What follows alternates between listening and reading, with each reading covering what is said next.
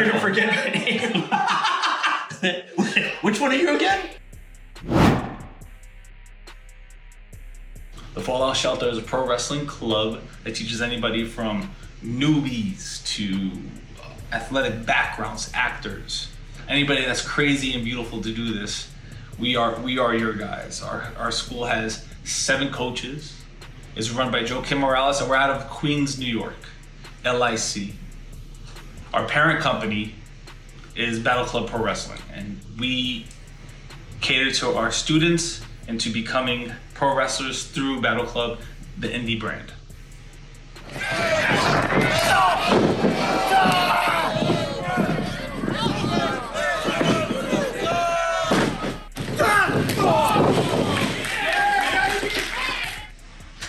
My name is Steve Pena, also known as the finisher Steve Pena. I've been a coach here at the Fallout since the very beginning of May of 2021. Hold his own legs there. That's what I'm saying. You move or you move. You're in control, you're the better. I'm more hands-on. We're grappling for 2-3 hours non-stop. We're working on cardio, working on more realism. I try to work with no ropes.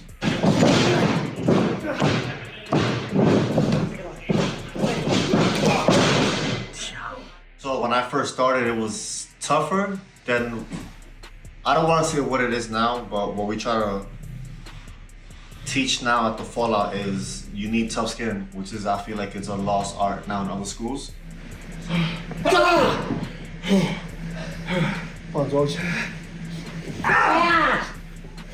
My name is Jorge Santi. I'm one of the coaches at the Fallout Shelter. To hit it, but not move it.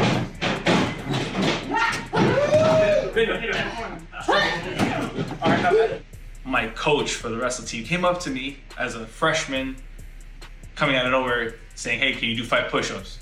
I did 5 push-ups. He said, "Oh, you could be a wrestler." And I'm like, "Yes, I can."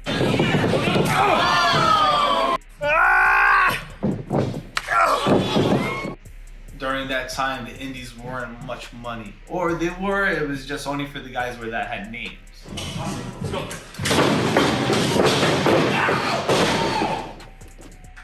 It's a grind. You don't have a boss. You don't have a manager. You're self-marketing. Everything is on you.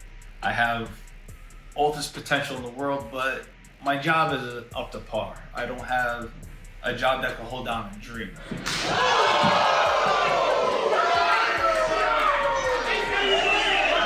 You see all these people going to Mexico, Japan, and it's like, hey, when is my turn? I had numerous tryouts, various companies.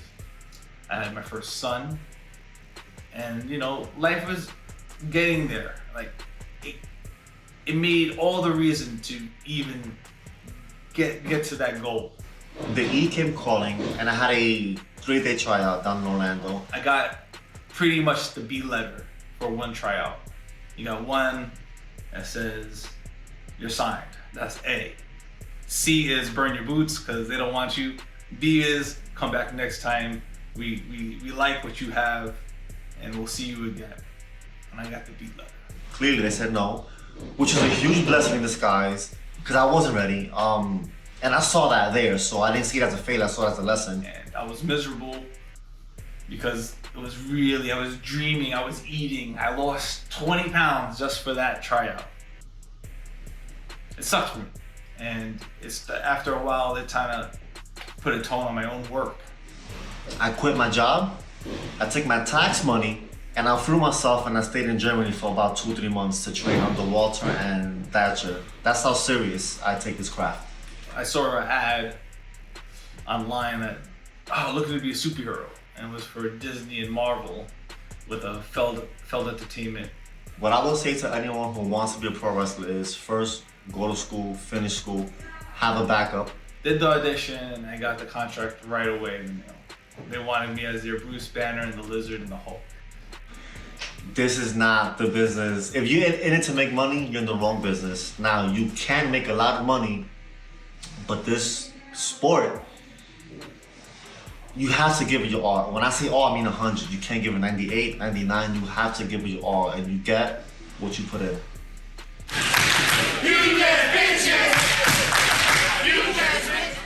Hello everybody, it's Stephen Dumeng with my brother, my real life brother. This is Come on. I was gonna just do it myself because I figured. I was gonna, is my brother.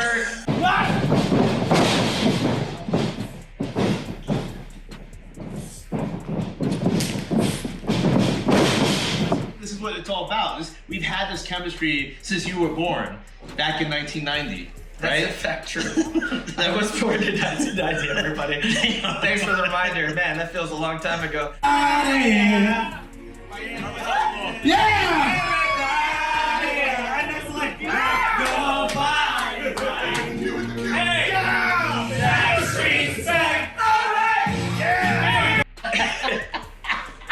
He's the one to blame for all of this, at least my involvement in pro wrestling. Sorry. Yeah, exactly. We apologize in advance. But that said, I'm very fortunate for that. We get to be a part of something so amazing, so good. I mean, I think this industry needs people like us. Well deserved, but but does that mean that we're trying to get rid of this guy?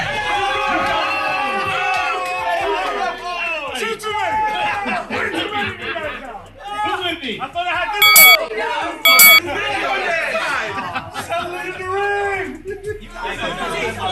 the mission is yours to get rid of Santi. I'm suited up, ready to go. Yes, I am one of the head coaches at the Fall Shelter in Long Island City, New York. Yes. The way you practice here is the way you're gonna be seen in front of a live audience. So if it's a bam, you could sell it back, and you're selling like up towards the right, toward your next opponent. This happens to be my actual real brother, as you stated before. Yeah, so I would say I would call you assistant coach because you are a coach. You're not on camera necessarily, but you gotta G them up. And it's so easy because they're very easy to. I think the verbiage is co-coach, not assistant coach, Co-coach? That doesn't sound good. Co-coach, because the co. Are we getting words here?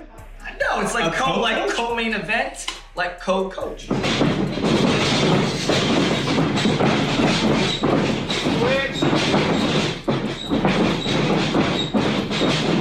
Even the lighting had trouble believing that. Lighting's even having trouble. Your delivery was having trouble. My name is Masha Slamovich, professional wrestler, coach, human being, and in the words of Jimmy Jacobs, former baby and future corpse.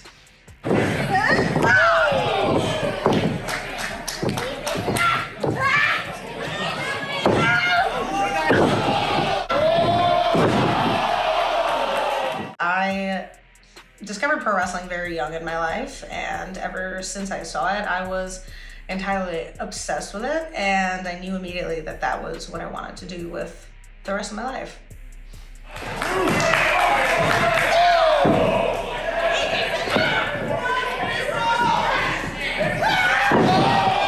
My life prior to wrestling was boring, to me at the very least. It was a normal life, went to school, worked at Hot Topic and other certain places and things, but it really all felt like it didn't matter, and it all felt like I was just counting down the days until I could really start living and wrestling.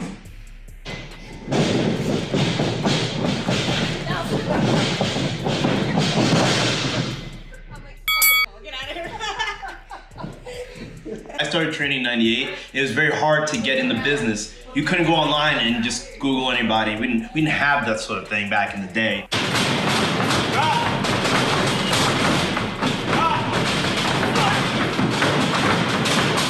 His years of experience, like, I'm a referee, ladies and gentlemen. he's an in case official, yeah. Anyone was wondering what the hell just I in am. case it like flew over your head, I'm the wrestler. In case you didn't notice. I'm the referee. Some I people call think because you have the long 1, 2, hair, they're like, oh, 3. he's the wrestler. Yes, that's true.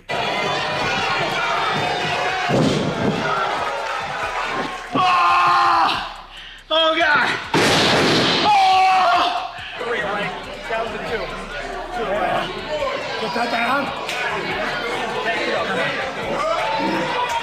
Sometimes I count to 10, sometimes I counted to 20. But here it is, here I am, here in LIC, and let me tell you, this journey has been a roller coaster. Hey! I guess that's Paul's the winner. Not nice. Trying to make a statement.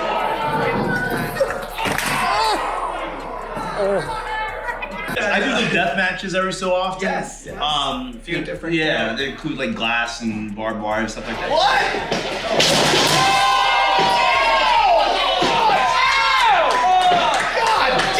To say I wouldn't do fire is one of the things that I wouldn't like do. No. I think I've been punched in the face with fire too, which does not feel great.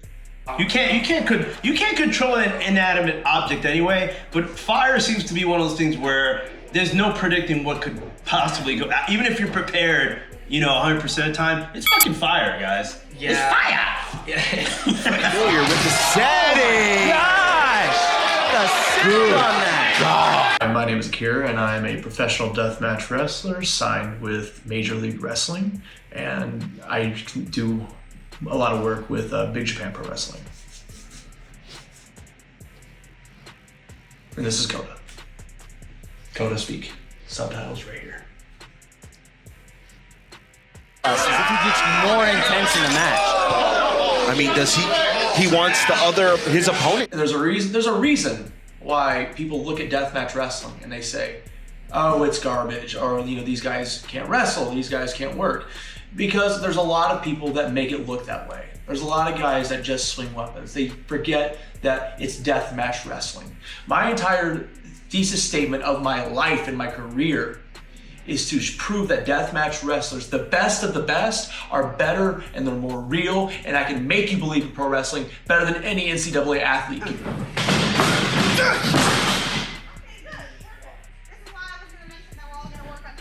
And so once I graduated college, I didn't want to work a regular job. I wanted to do something more with my life. I just knew that pro wrestling was what I needed to do, because I said if I have to work a regular job from 9 to 5 and I don't try to do this, I'm going to be miserable for the rest of my life knowing I didn't take that shot.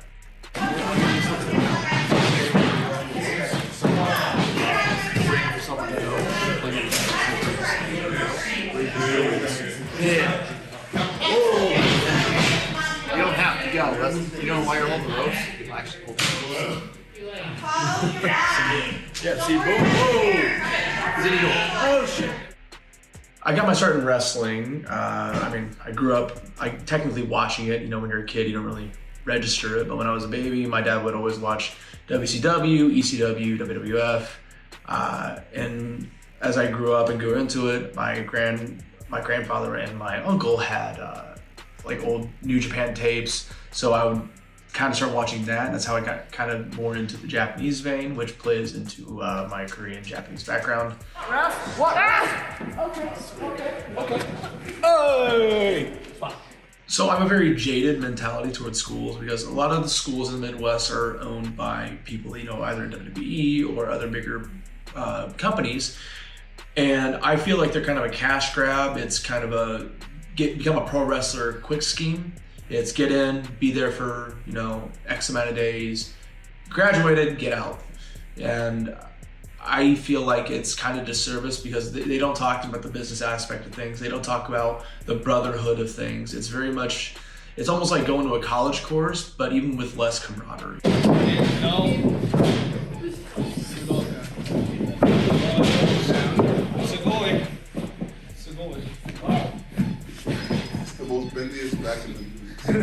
But as I get a little bit older, and I realize more and more my place in the scene of not just deathmatch wrestling, but all of professional wrestling, if you will, is that, for better or for worse, I'm, I guess, one of the cornerstones of the American deathmatch scene and the world deathmatch scene at this point. Every time I'm in there with the students, even if they're not, a technical savant, they put their heart out. They work their heart out, and when I talk to them, I know they want more. It's just forcing them to get that grit. So Yes. See, this is how I learned to be strong. Don't stick your elbows out either.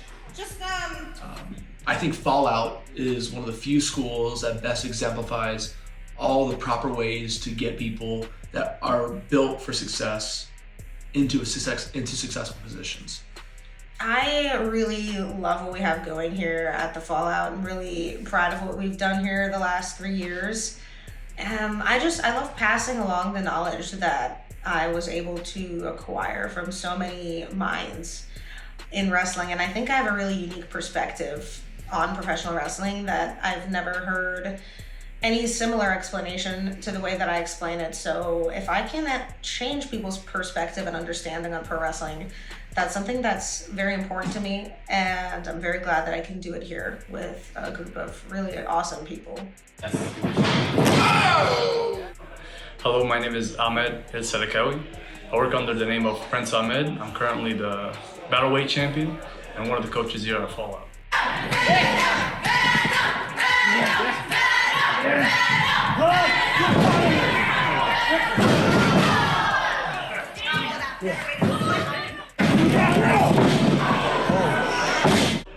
Well, it's a long story though, because I moved from Egypt to honestly be a wrestler because I was in oral and dental medicine school. But I didn't feel, the love to just stay there and just be a dentist like my brother and everything, And my dad used to send me tapes because my dad used to live here in America. So he used to send me a lot of tapes of wrestling. And after I went there, honestly, I had like a kind of an accident there where I almost like died. After that, I was thinking to myself in the hospital, like, do I really want to like just be a dentist, or do I really want to do something with my life, something to be happy instead of just, At the same time, you want to get to your side. Okay. Take your time. Not just the leg. You want to be on your whole side. It's not just the back and your legs like that. Okay. So I made the decision to drop out. It took me like 2 years to get here. After I came here, I went and met with Johnny Rods, and the rest was history. Guys, pay attention. When he did the duck, he just kind of stood there. Then went, nothing was wrong there. You want to fucking duck.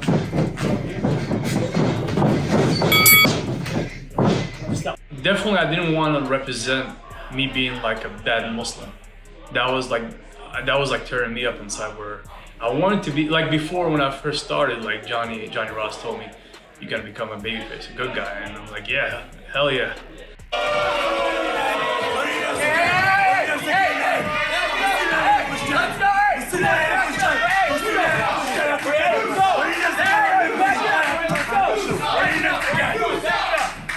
Let's go! When I started wrestling, I fell in love with being a heel or a bad guy. But at the same time, it was tearing me inside. Like, I don't want to represent Arabs as bad people, or Muslim as a bad guy.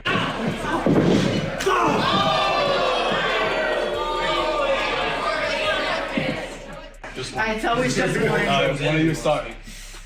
Are we on goal? Wait, on goal? No, on shoot. Is it 1, 2, 3 Yeah. or 1, 2, 3. rock, paper, scissors? That's whole time. Okay. Freak out. And in one of the tapes that I really loved was Vampiro. And I was watching it with my grandma. My grandma died when I was like very, very young. So that was probably the only like core memory that I have with her. And he was on TV. And she, God bless her, she didn't know like wrestling and stuff, so he had like face paint on. She kept calling him the devil. When you push them off, don't stand there forever. Yeah. Wait for it. So, come. Always move. But I get a phone call and the guy's like, oh, hello, is this Ahmed? I was like, yes, sir. And he was like, okay, Matt Striker recommended you to me. My name is Ian Hitchinson. I work on the Vampiro. I'm like, no. No, that was one of the moments that I was like freaked out. Everything like came to my mind. Like, wow, who would have thought that a guy, like a kid from Egypt watching him on TV with his grandma that don't know nothing about wrestling will move to America and he gets a phone call from the same guy that you like.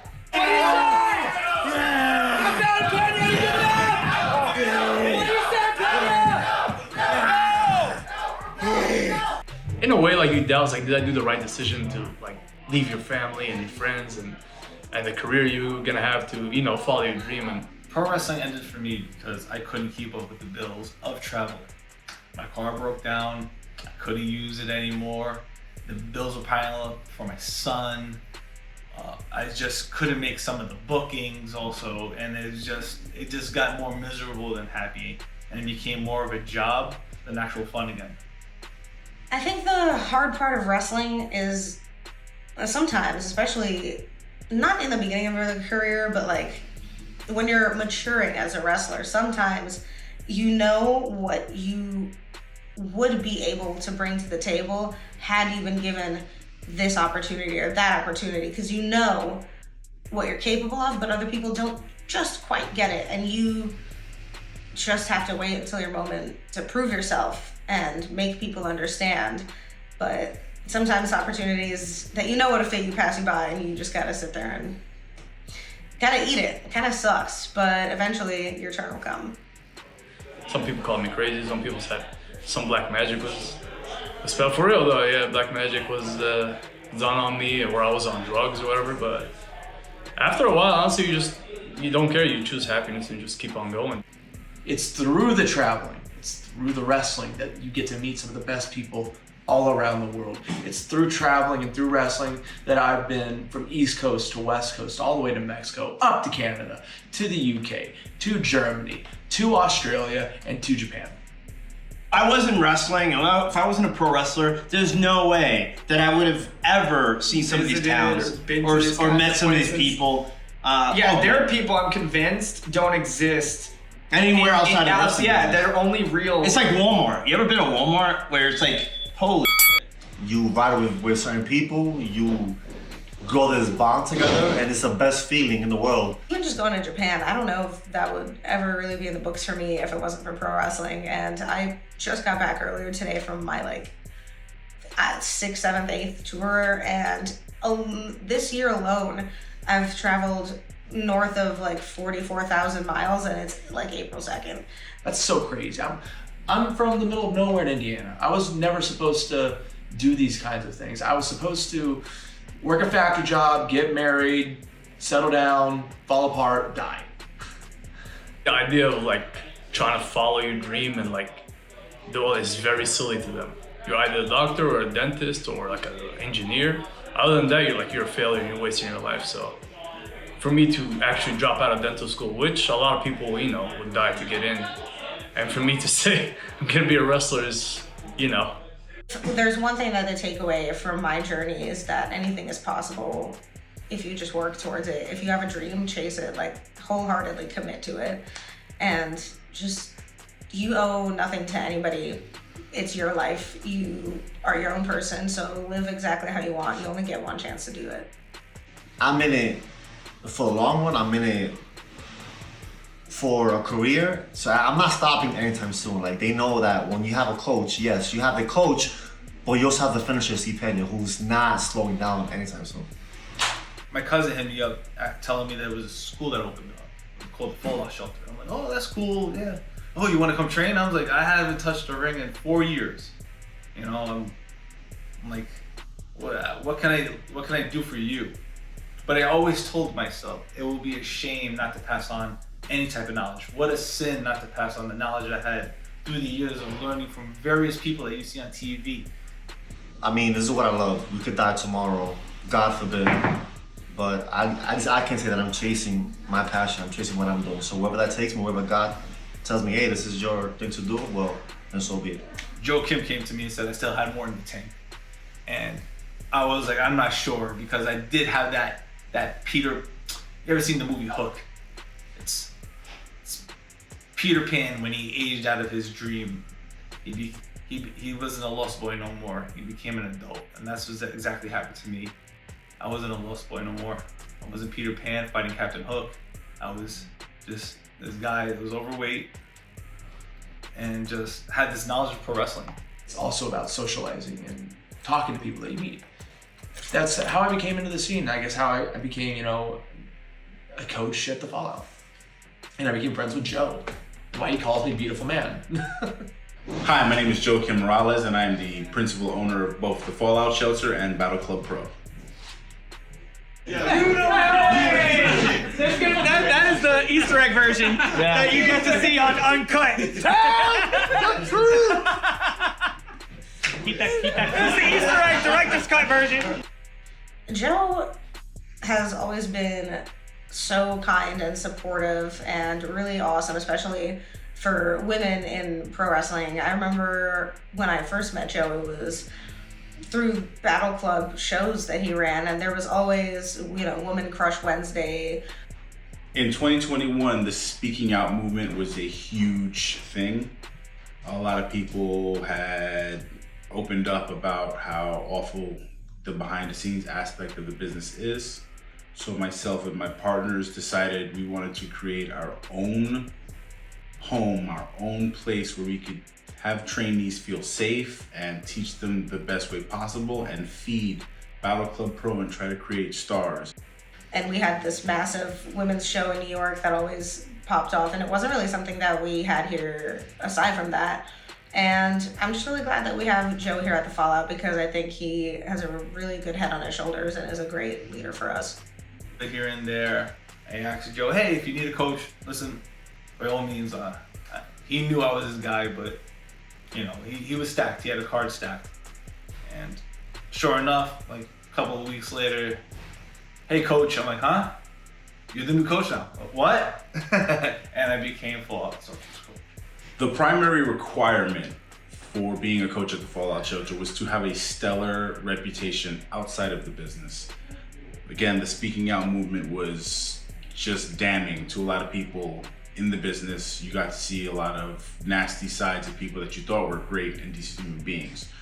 So the focus when we started to put this staff together was, let's get the best human beings possible who have no issues outside of the business. And if there were anything that might have happened, we investigated, we did our due diligence, and we made sure that our crew maintained a stellar reputation outside of the ring. So I've known Joe for years. I've seen him. It was more of a high and by. I would hope people see me as someone they can turn to when they need something more than just wrestling. But since Fallout Open, he's literally become my best friend. Like, he's the one that I go to, like, for advice, for, yo, look at this clip, look at this hole, look at this shred, what do you think? What should I do better? Gear, everything. The goal is to have people that we grew up with become successes, not just people that you see on TV. Representation matters, so there's a huge emphasis on, hey, this person looks like me, hey, this person has my culture, this person has my ethnicity. I see through this person's eyes, I can visualize the lens of what this person's going through. You want to know about Jorge Morales, the owner of Fallout, the owner of Battle Club? He rejuvenated my career. He ignited my fire again. He knows how I feel about it. If you're looking to get into the professional wrestling industry, whether it's a stepping stone or whether it's your dream, I genuinely believe you should be training at the Fallout Shelter. Our trainees are amongst the best, our coaches are the best, and we have an environment that will cultivate you to be the best person possible inside and outside the ring. That's one guy I can say I love. Joe Kim, it's a passion project to him, and it's a shame because he deserves all the money in the world for this. It won't just be, give us money and we'll throw you on the ground. How can we help outside of the ring? Is there anything you need? We're all understanding. He's underrated, and that sucks because he deserves all the attention in the world for what he does for our students, for what he does for our coaches, for what he does for me. Like, he don't have to, but he does it. He's always a lending ear. He's also a calm voice to listen to when you need, when you're in your own head sometimes too. Life happens, so we want what's best for you. If you're in college, if you're working a full-time job, we will accommodate you because we understand there's things that need to get done. Yes, you can chase your dream and still take care of your obligations and responsibilities. And we want to make you the best version of yourself going forward, not just in wrestling, but in life. I thank him 1,000 times. I'm happy where I am as a coach because of him. Thank you. I would just like to thank everyone that's been on this journey with me. Everyone from the person ring announcing, the referees, the sponsors, the fans, the talent, my partners, the trainees, everyone in Fallout, everyone in Battle Club Pro, everyone that's ever given anything to us because it means the world to me. I never got into this for myself. It was always about cultivating a culture that would make others successful. But when you devote yourself, when you invest in us, it makes me feel like I'm doing something right, and putting on a great show is the best I can do. Saying thank you for everything you've given us is the best I can do, and I can just continue to give you my best in that aspect, because you can literally be doing anything else, but supporting us is a blessing that I can never deny. All right. So on you. 3, 2.